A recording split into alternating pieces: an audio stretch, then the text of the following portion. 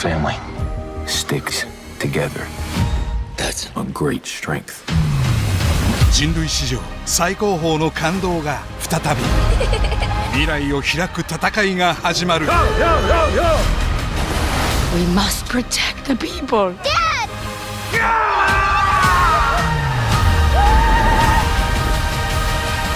アバター、ウェイ・オブ・ウォーター、パンドラの世界へ何度でも。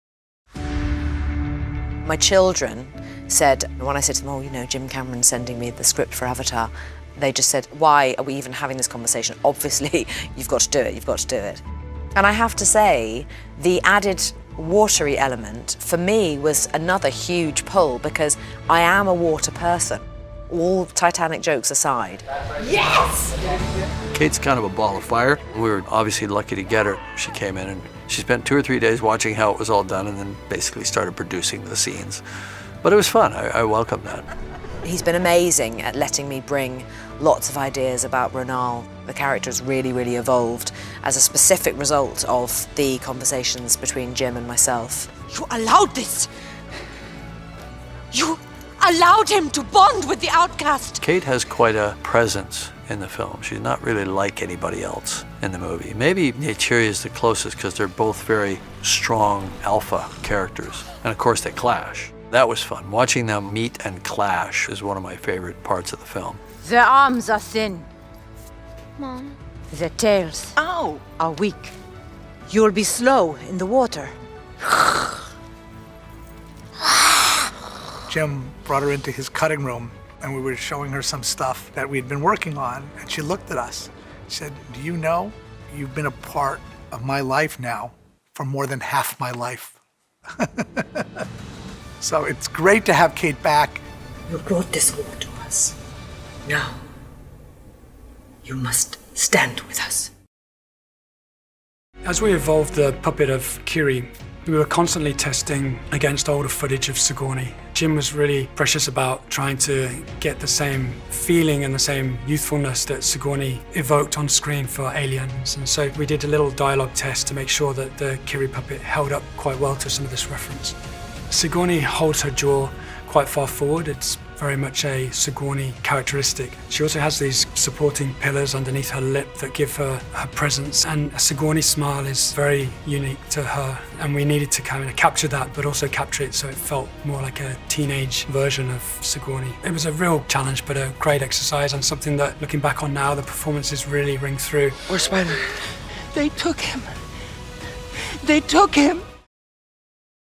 In order to create a shot of Zoe playing Neytiri, first of all, we would take Zoe through a full gamut of her expressions and range. Little details that make Zoe, the signature moves of how she holds tension in her lip. The tension that forms around her philtrum is very iconic. The outer lower corners, the way they pull down through the risorius muscle. And what we really want to do is to create a digital double that can recreate all of those subtleties. And then the journey begins to transfer that into Neytiri. And what does Neytiri have that maybe Zoe doesn't? Obviously, eyes that are so much bigger, different anatomy of face, forehead. We try to keep as much of Zoe into Neytiri as we can, but there are obviously differences, with one being a Na'vi, the way that the nose wrinkles and behaves more like a lioness nose. Ultimately, our job is, we want to see a performance that Zoe gives us. I pray for the strength that I will not pluck the eyeballs out of my youngest son. When we did capture on the first movie, we were capturing everybody at the same scale. It was 1-to-1. Here, we had so many scenes with humans and Na'vi characters that we need multiple scales to capture a scene.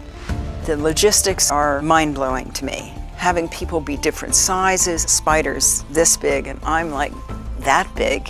We would oftentimes have 2 sets, one at the Na'vi scale, one at the human scale. And we had to tie those 2 things together, and they had to be in lockstep, so everything matched. We had to come up with a way to represent Spider in this movie. He's a small human child against a 9-foot-tall Na'vi, so we brought in some very short performers. There's a person named Casey who's fantastic. I double for Spider because I'm the human offset to a Na'vi. Na'vis are 9 feet tall, Your average human's about 6 feet tall, but we have average height humans playing our Na'vi, so we need someone who's smaller than an average human to play a human so that the eye lines will be correct. We need all the things that you'd have in the ocean, but in a controlled environment. We ended up going for a 90-foot long tank, which is 40 foot wide, and it's a monstrous tank. It's 675,000 gallons of water. Stage 18 tank was all the departments coming together and saying, we're gonna need to build the wave maker like this. We're gonna need to build the current movers this way. We're gonna need to build a center island so that once we build it, we know it's all gonna work. Here we are, first day of the big tank, and we're doing it. That's looking good. So thanks everybody. Going to the water tank for the first time, I had that butterfly feeling again because it was going into the unknown. It is massive. Nobody had ever done performance capture in water before, and we couldn't have done it without the cast wanting to learn how to free dive. They would do their breathe up at the surface, and when they went underwater, they became the character and were able to give a performance the same as if they were standing on a stage. Oh my God, the liquid volume. I was always looking at everything in wonder. Just like, what is this? If we'd done this on wires, it would look hokey. If we tried to do this any other way instead of being legit, it wouldn't be a James Cameron film. The underwater performance capture, first of all, it's a huge amount to think about. So there's not just the physical challenge of holding your breath. There's then the added challenge of acting out a scene underwater where everything is very different. You're having to imagine coral reefs, you're having to picture other Na'vi swimming around you. Then you have the challenge of your movements are very, very different underwater, finding that serenity and that calm. So there's all of that to take care of. And that's what you're after, just the truthful sensation. And that truth is what you need to make these movies work. What Jim wanted to do is give the actors an environment that was going to be as realistic as possible, build sets, and give them the ability to swim through the water and give it waves and current and everything. We had decks that had this unistrut system built that were on gantries and chain motors so that we could lift them up and build the set on top of it above the water and then lower them back down once the set was built. That system has the ability to also tilt those platforms, and a lot of times we will need that relationship with interacted topography.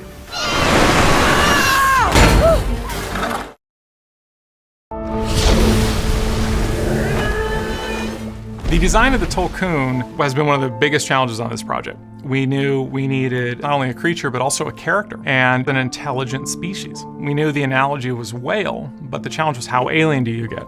The assignment when I came on board was to try and take a whale creature and push it. This was a sketch that Jim had started that through our process I've just kind of helped puzzle things together. And it's been inch by inch design. This is an occasion of having design have to jump through many different storytelling needs. First and foremost is the sensor crest. It's an auditory sensor that plays very much into the Tulkun hunt. We needed Loak to be able to ride on a fin and look Hayakon in the eye. And that was a challenge because having a fin that close to the eye is kind of weird. So we ended up making a smaller cephalic fin that is almost kind of right behind the jaw. And so this spatial relationship was a challenge to get and was actually defined, in some of the first scouts to the Bahamas. It's one thing to design all these worlds and characters, but how are we actually going to do this?